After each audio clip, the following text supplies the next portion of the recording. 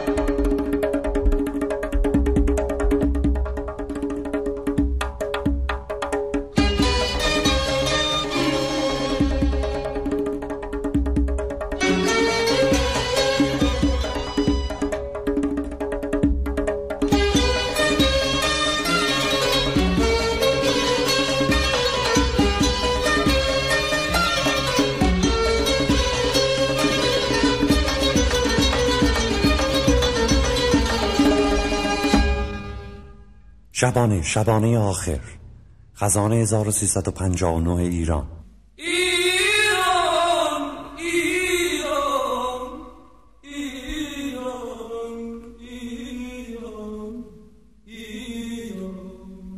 شبانه را که منتشر کردیم هیچ نمیدانستیم که روزی این اذان ملی با نام ایران، ایران، ایران در کوچه پس کوچه های دل، بر فراز گلدسته های دل، به گوش همه دوستداران تو خواهد رسید.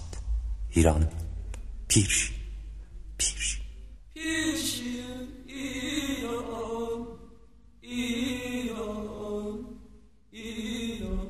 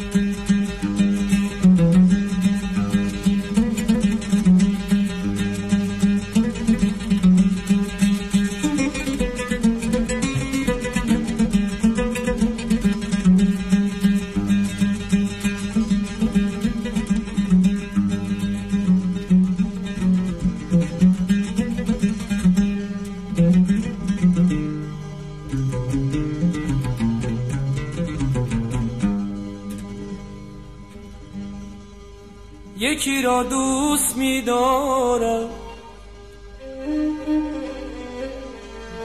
یکی را دوست می‌دارم، ولی افسوس او هرگز نمی‌داند. نگاهش می‌کنم، نگاهش می‌کنم، شاید بخواند از نگاه من که او را دوست می‌دارم، ولی افسوس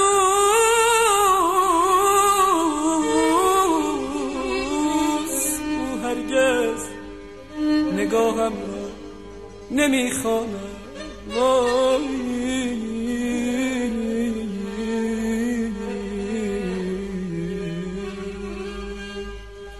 بله بیبیناز، خیلی ها خیلی چیزها رو دوست دارن، اما ما یکی رو دوست داریم و اون ایرانه. این حرف رو همیشه زدیم، حالا هم میزنیم، در آینده هم خواهیم زد.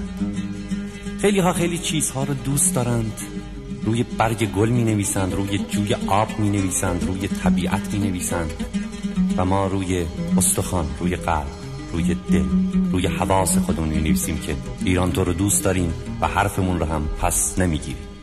به برگ گل نوشتم من، به برگ گل نوشتم من که او را دوست می‌دارم، ولی افسوس او گل را به زلف کودکی آویخت تا او را بخنداند.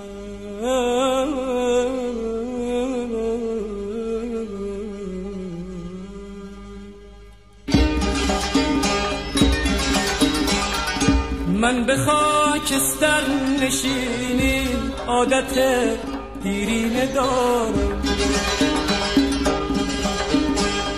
سینه مالا مال در، اما دلی بیچینه دارم. پاک بازم من، ولی در آرزویم عشق بازی، مثل هر جرمنده‌ای من هم دلی در سینه دارم. من عاشق شدنم، من عاشق شدنم.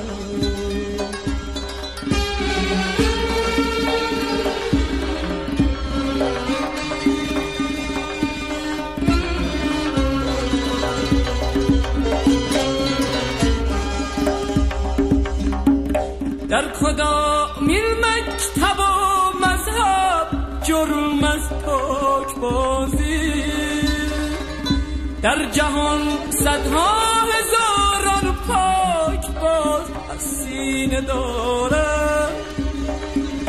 کار هر کس نیست مکتب داری این پاک بازار، هدیه سلطان عشق بر هر دو پایم پینه دارم.